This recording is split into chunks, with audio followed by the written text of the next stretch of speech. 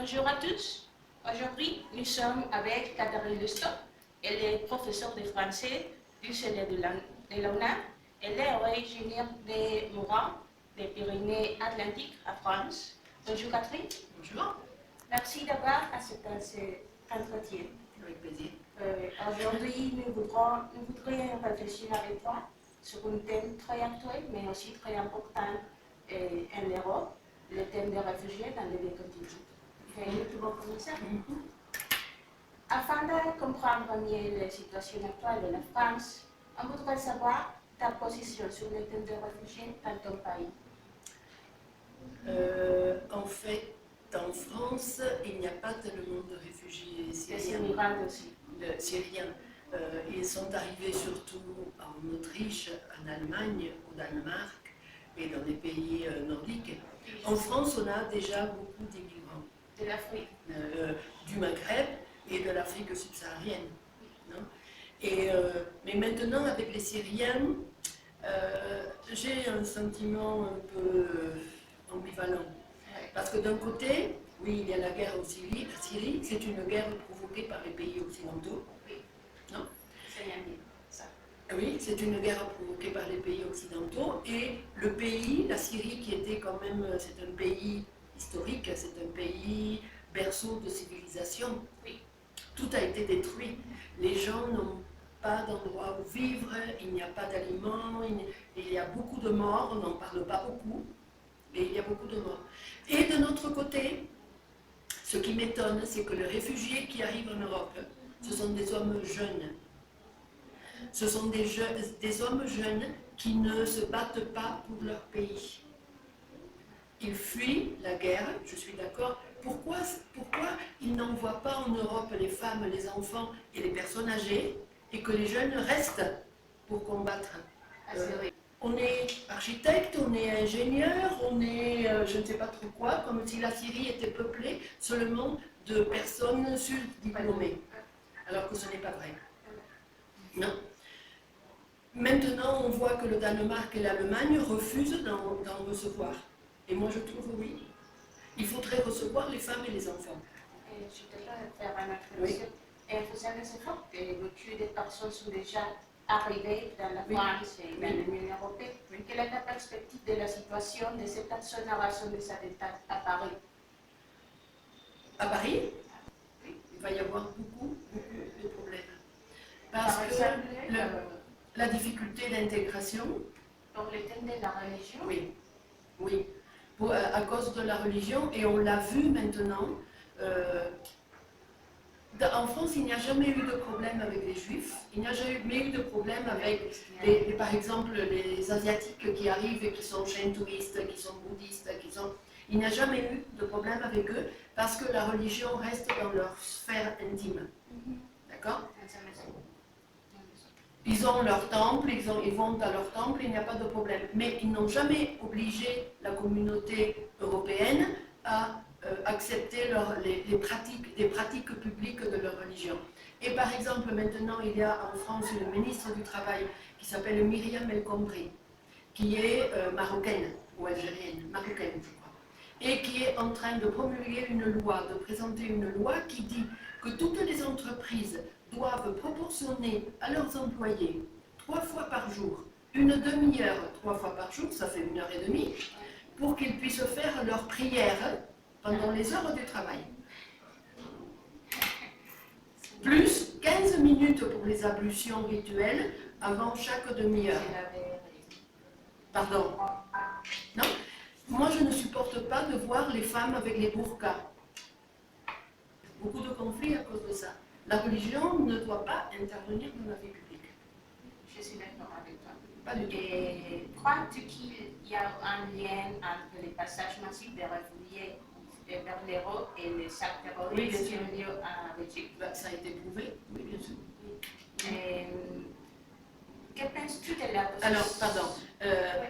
Il y a des liens, oui, mais il faut aussi faire remarquer que les terroristes, les attentats de Paris ont été provoqués par des Français qui sont nés en Belgique, d'origine arabe. Ils sont nés en Belgique, mais ils étaient français. Ils ne sont pas venus de Syrie. Ils étaient allés en Syrie et ils sont revenus. Oui, alors, mais je crois que dans tous les réfugiés qui passent, parce que c'est une masse énorme de réfugiés, il doit y en avoir sûrement. Que penses-tu de la position politique que le gouvernement français a prise à ce sujet? Bon. Tu es d'accord? Non, non, le gouvernement français, ça fait longtemps qu'il ne fait plus de politique. Ça fait longtemps que c'est une, je ne sais plus, c'est vraiment triste de le dire, mais on n'a plus de chef d'État depuis François Mitterrand. Il n'y a plus de chef d'État en France. Les présidents que nous avons eus ont pris des décisions totalement... C'est par exemple Hollande qui voulait la déchéance de nationalité. Pour qui? Déchéance de nationalité pour les terroristes et quoi? Ça ne les intéresse pas la nationalité française. Ça les intéresse seulement à partir du moment où ils ont droit, aux allocations familiales, aux allocations de chômage, ou des choses comme ça. Alors, on a déclaré la guerre contre Daesh. Que penses-tu de l'état d'urgence dans la France? L'état d'urgence? Oui.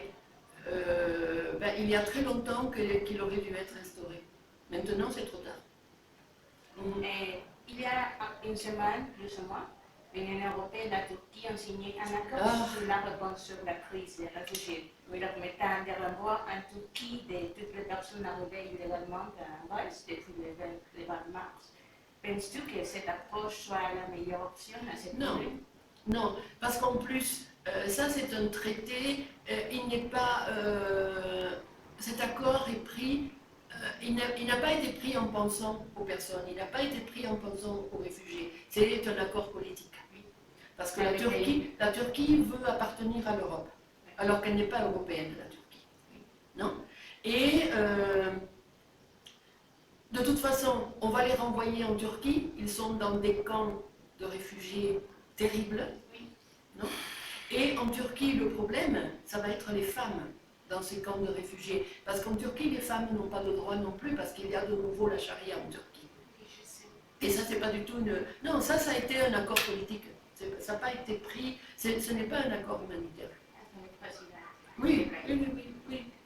Et afin que nous finissions, laissez-moi te demander une dernière question. Tu as un message ou une dernière remarque sur le thème des réfugiés en Europe? En réalité, on est tous des réfugiés. On est tous des réfugiés. Pourquoi?